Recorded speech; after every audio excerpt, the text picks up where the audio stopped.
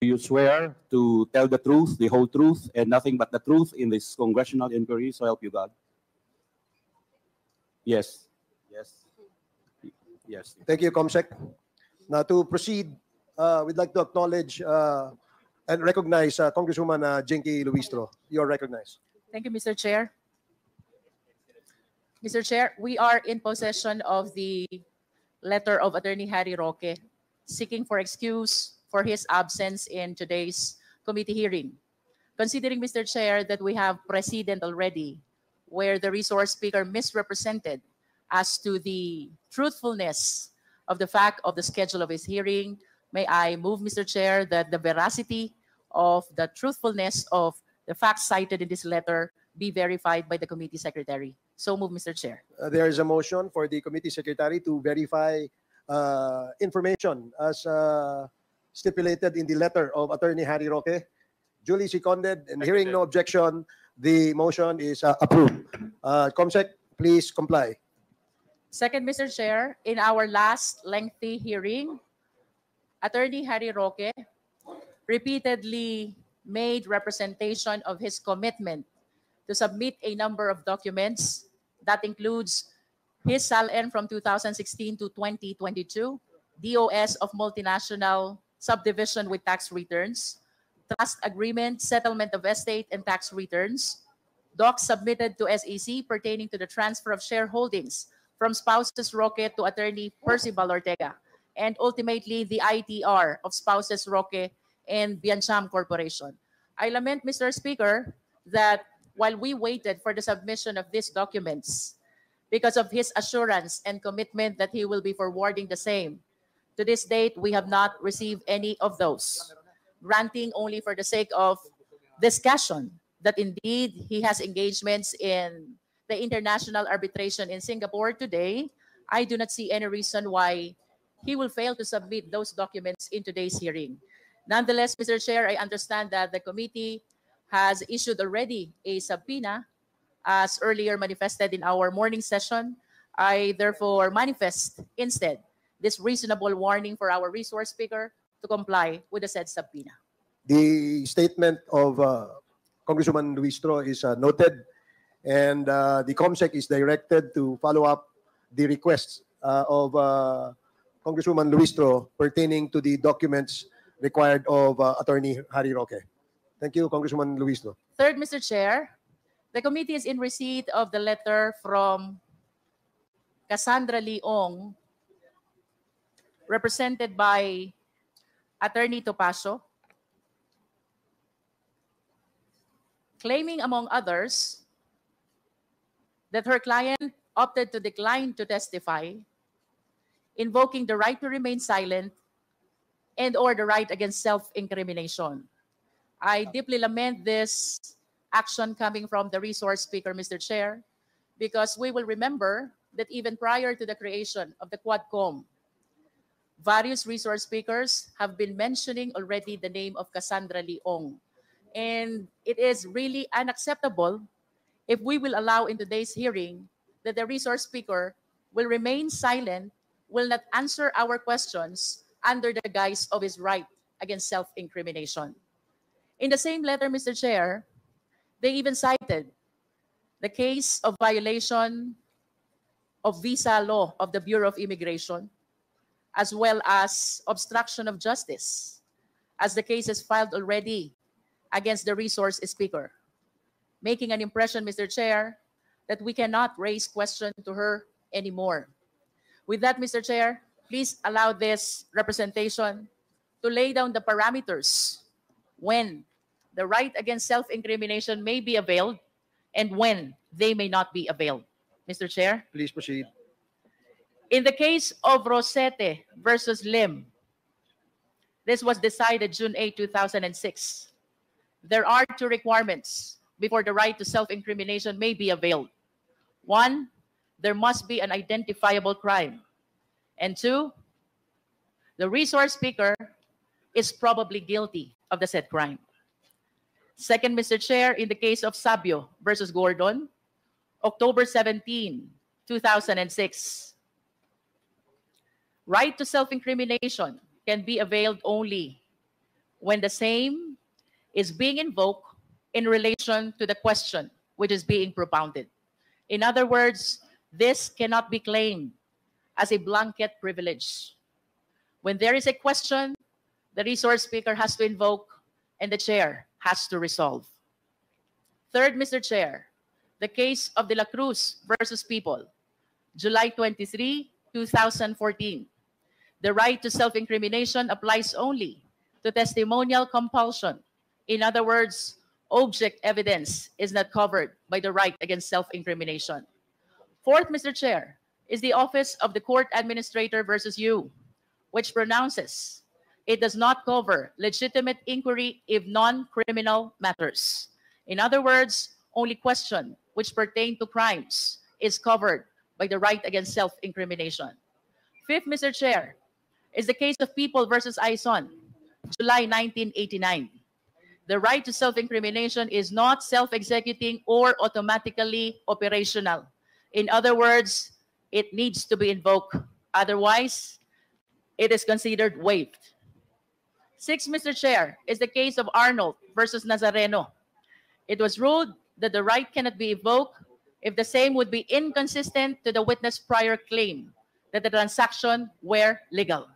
If there is a prior statement already that the transaction is legal, all the subsequent questions pertaining to the same are not covered anymore by the right against self-incrimination. And last, Mr. Chair, the case of People versus Gonzo, which is likewise the ruling in the case of Senate versus Ermita.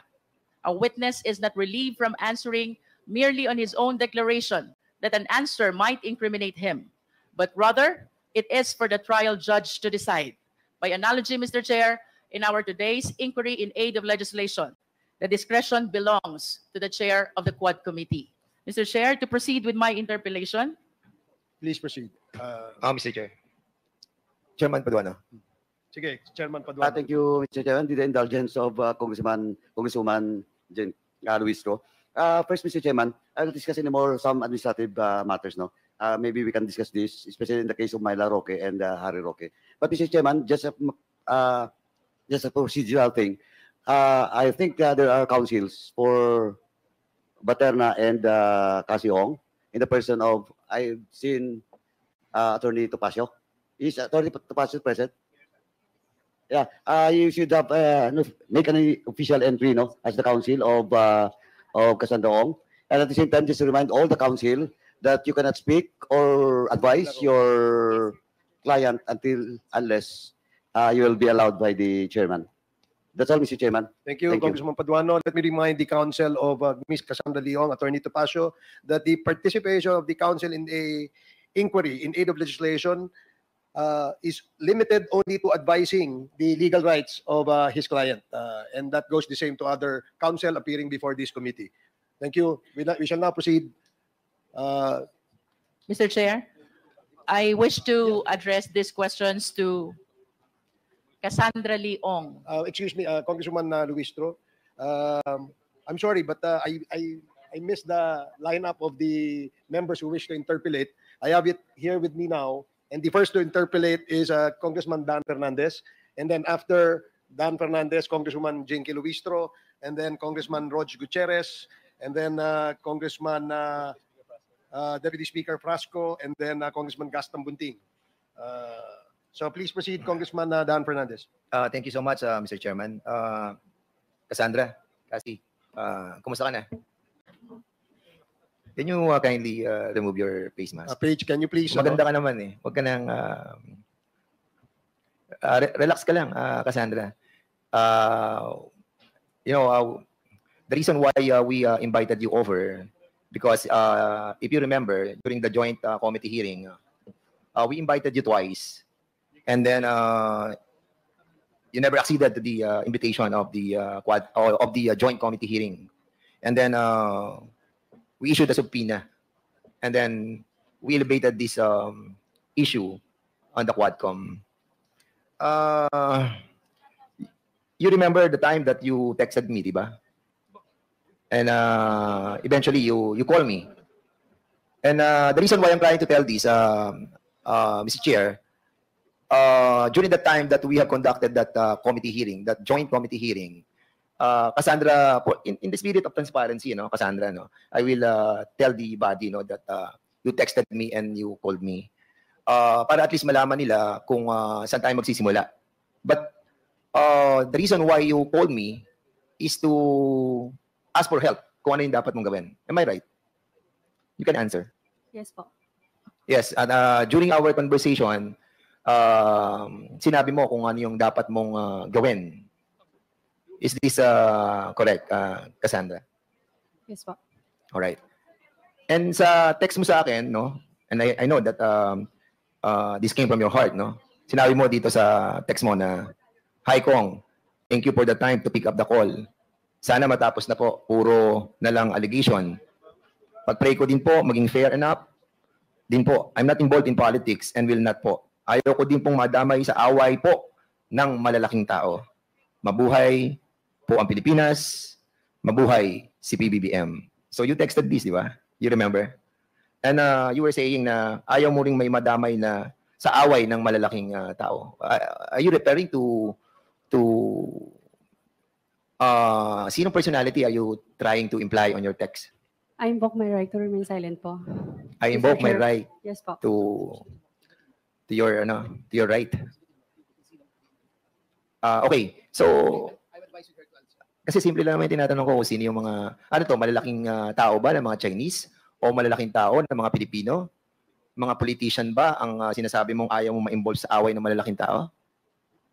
You can answer directly, no? I mean, there's nothing wrong on saying, kasi sabi mo, Pilipino ka, di ba? And I will show you, Cassandra, this is the certificate of your naturalization nung papa mo.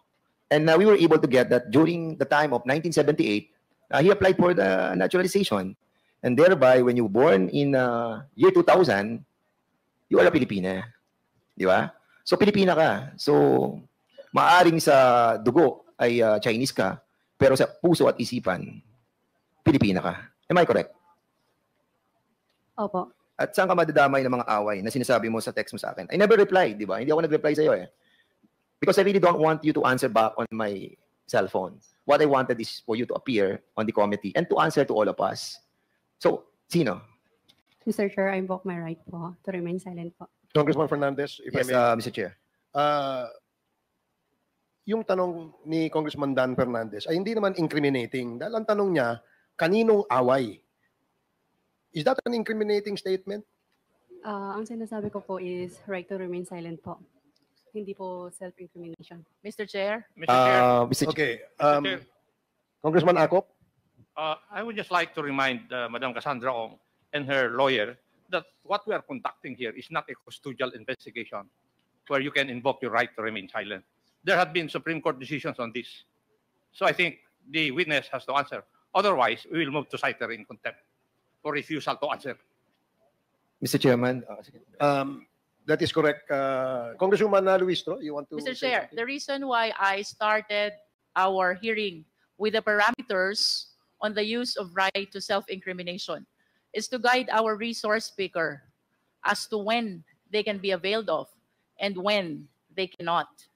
And as far as this representation is concerned, Mr. Chair, we have two elements before they can avail of the right against self-incrimination. One, there must be identifiable crime. And two, there is the probability that the resource speaker may be convicted of the crime. Now, at this point, Mr. Chair, may we ask Ms. Cassandra Ong, nung tinanong ka ba ni Honorable Dan Fernandez, kaninong away ang iniiwasan mo? Ano bang krimen ang iniisip mo na baka ikaw ay madamay? I refuse to testify. I refuse to answer po para sa own reason ko po. If I may, Congresswoman Luistro, I'm sure it is upon the advice of your counsel, Attorney Tapasio. Kaya mo sinasabi that you refuse to testify or the right against self-incrimination, etc., etc. Pero maliwanag po na marami pong sinight ng mga jurisprudence tungkol dito. And we don't want to, we are very lenient to your client, Attorney Tapasio. And because of that leniency, we allowed her to appear before us so that we can propound questions related to the alleged crime that she has committed. Under the jurisprudence that was cited by Congresswoman Luistro, meron pong identifiable crime. And we don't want the committee to be compelled to cite her in contempt. Because as it is, she is already detained in the House. And once the committee rules on citing her in contempt again, she probably would stay in this detention facility much longer. Kaya please, advise your client to cooperate. As long as her rights are not violated, we will continue to ask her questions. At yung mga tanong po na yan ay related po sa investigasyon na kung saan ay mayroon pong operasyon ng illegal na pogo dito sa ating bansa at si Cassandra Leong ang muka o ang representasyon o representative nitong mga pogong ito. Kaya yun ang gusto po naming malaman, Attorney Topacio. Please, advise your client. Yes, Cassandra, naintindihan mo ba yung sinabi ko? Yes po. So, sasagot ka na, Cassandra. Mr. Chair, pwede po ako mag-excuse sa sarili ko ng like 10 minutes lang po. Excused for 10 minutes? To consult with your lawyer? 10 minutes. Yes po. The chair, is that too long? I mean, that's too long. 5 minutes. You can consult any member you wish to consult kung yan ang problema. Kasi if you give you 10 minutes, alam mo, kanina pang umaga itong ating mga resource persons naghihintay. Yeah. In fact, we started 10 o'clock, tuloy-tuloy po, at wag mo nang i-delay. Simple lang naman po yung tanong. Yung tanong Che. po ay related po doon sa iyong involvement dyan sa Lucky South 99. And Mr. Chairman, I think the resource person must consider na, well, she's not special. Hindi po kayo lamang ang resource person that we are investigating. All of these resource persons have been here since morning. Lucky you are in your own room, di ba? Meron kang aircon, meron kang sariling kwarto. But all of these people who are working tirelessly to ferret the truth has been here for so long. We hope you understand, and you're asking for 10 minutes for us to wait another 10 minutes. I think, Mr. Chair, that is unacceptable. And if I may, ask, can we ask Attorney Topacio? Yes, you may. What's the reason, Attorney Topacio, that you are asking for a 10-minute suspension? May I address the chair, Your Honor? Yes, please. It was not my idea, actually, Your Honor. It was her request to me. And I told her to relay directly because I cannot talk unless recognized. Thank you, Your Honors. Thank you, Attorney Topacio. Congressman Fernandez, please proceed. And, Cassandra, what is the reason for a 5-minute suspension that for you to talk to your lawyer? Are you asking for a 10-minute? Yes, yes po. And what's the reason behind? Mr. Chair, Okay, sige. We will allow you for a 5-minute conference with your lawyer, provided that pagbalik mo, you will tell the truth. Is that clear? Mr. Chairman, I object because we've been waiting here for so long. Let's start with this right now. I think the resource person needs to confer with her client. And Mr. the Chair. committee is Mr. Chair. lenient about that. And Wala. because it is also her right, Mr. so Chair. we can provide her at least 5 minutes. Mr. Chair, Mr. may I Chair, remind our members that when the chair is speaking, let us not disturb him. That is the rule. Thank you, Congressman Acop. Thank you also, Congressman Abante. well, So- Mr. Chair, I'd like to find out who is Congressman Acop referring to. I am one of the chairman of the court committee, Yes, 1 minute and I have the right. 1 minute.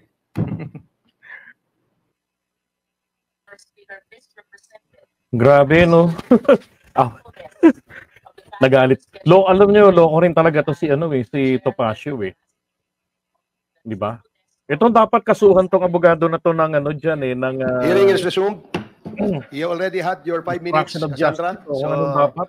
please proceed, Congressman Damo Okay, Fernandez. I hope, Cassie, you'll be Si Atty. answering all the query of all these members who are here, precisely because you are a Filipina ka. And I just want you to remind you, I'll show you some pictures, Cassandra. Have you seen this? Nakita mo na ba to? These are all the torture victims na nakuha sa cellphone doon sa Porac at sa Banban. All those collected cell phones ay nakalagay itong mga pictures na to. These are victims of torture perpetrated doon sa Porac at sa Banban. Have you seen this? No, first time. Now lang? Okay. I will show you another picture. Ito mga pictures din. Ito naman yung mga namatay. They are 66 foreigners. Hindi makilala kung bakit sila namatay. Lahat sila, almost all Chinese. Natagpuan sila, almost everybody sa Region 3. So, nakita mo na ba sila? Hindi pa. Hindi pa rin. Hindi po. Okay. The reason why I showed you all these pictures is for you to realize the gravity of what you are into right now. Are you a incorporator of Lucky South 99? Hindi po. Hindi ka incorporator ng Lucky South 99? Never? Remember, you are under oath. Member ka or not? Baka ina-advise mo, attorney, mali. Ha? Starting 2019, she is already an executive assistant of Lucky South 99. Cassandra, are you an incorporator of Lucky South 99 since 2019 to the present? I think assistant lang po, pero hindi siya incorporator. You are an executive assistant. Tawag po dito, authority. 2019.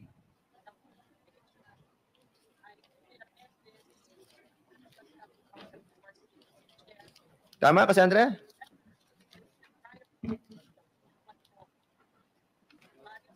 Okay.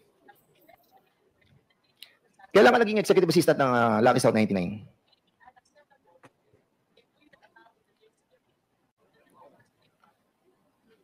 Kung pagbabasihan natin yung mga dokumento November 2019, incorporated ka na doon. And you were like 19 years old during that time. Am I correct? Correct? Yes po. 19 years old. 19 years old. Paano ka nakapagtrabaho sa Lucky South 99?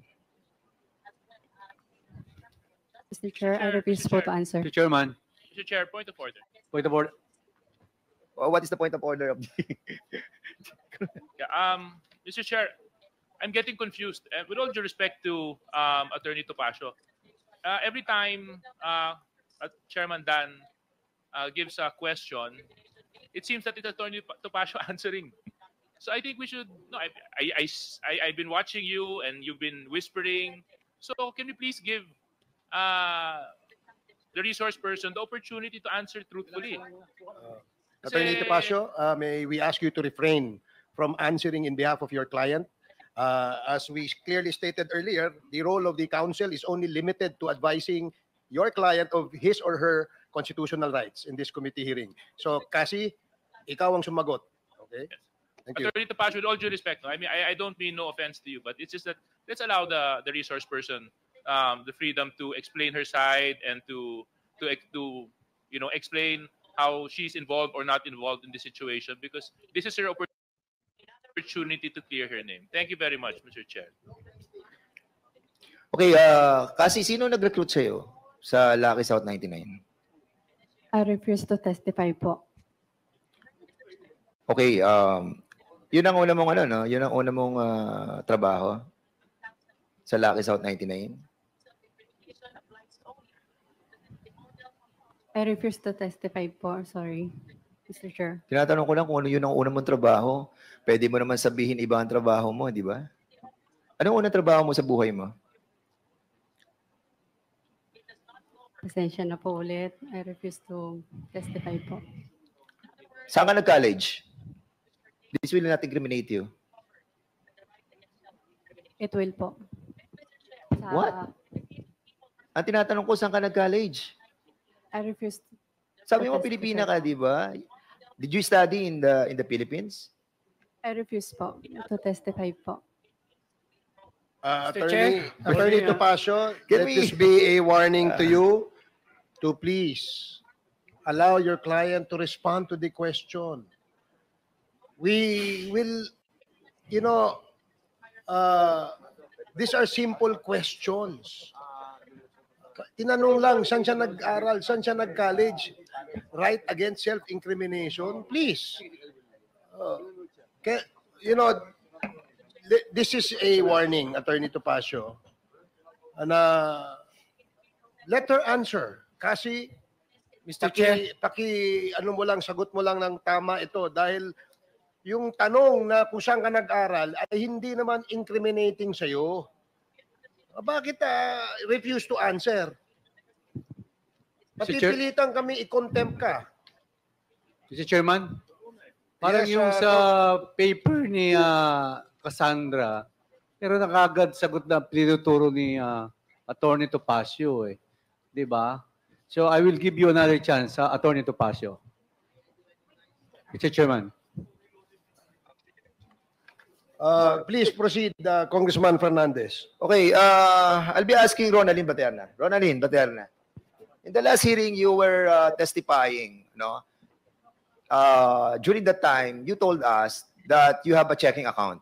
And this checking account, yung checking account na pinirmahan mo, sinabi mo, binigay mo kay Cassandra. Di ba? At yung milyong-milyong piso na dumaan doon sa checking account, sabi mo, ibinigay mo kay Cassie. Is this correct? Yes po, Mr. Chair. Okay.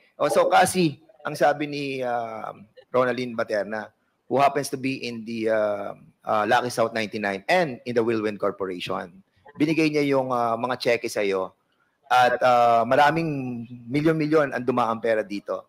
So, ginamit mo yung checking account. Pasensya na po talaga. I refuse to testify po. Mr. Chair. Mr. Chair.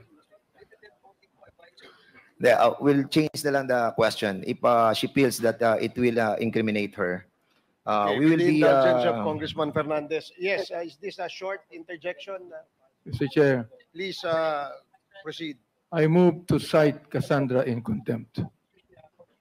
Second. There is a motion to cite Cassandra Ong in contempt for Mr. Chairman. violation of Section 11, Paragraph A and C of the Rules of Procedure governing inquiries in aid of legislation. Duly seconded. Do I hear any objections? Mr. Hearing Chair. none. Mr. Chair.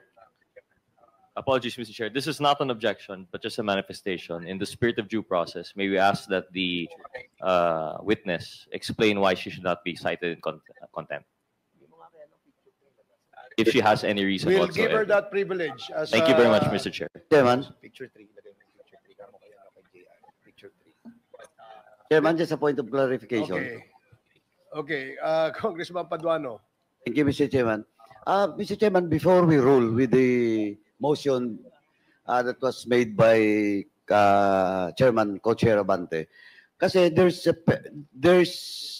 a contempt order now for Miss Cassandra Ong, in which her violation is refusal to be present in the previous hearing until he was cited in contempt, Mr. Chairman. Now, what will happen to that first contempt order of this committee, Mr. Chairman? So, dalawang contempt? This is the first. The motion made by Congressman Abante has not been ruled yet. Yeah, that's why. Because there was an interjection by Congressman Gutierrez, and then the chair recognized Congressman Paduano for your interjection as well. So there's no decision yet as to the motion to cite her in contempt. Now, if there are no other obstructions, can we now rule on the motion? Mr. Chairman. Oh yes, please. What will Congressman be the proper position with regards to my query? That this is the first time in the history, in my 11 years in Congress, for those cited in contempt, 2 contempt orders. And I'm just checking the process on our internal rules. I will never object, Mr. Chairman, but what I'm saying is, we have already issued a contempt order for Cassandra Ong. Now, if we will approve that motion by Congressman Chairman Abante, sabi ko this will be the first time that a resource person was... Mr. Chairman, can I move for 1 minute suspension? 1 minute suspension.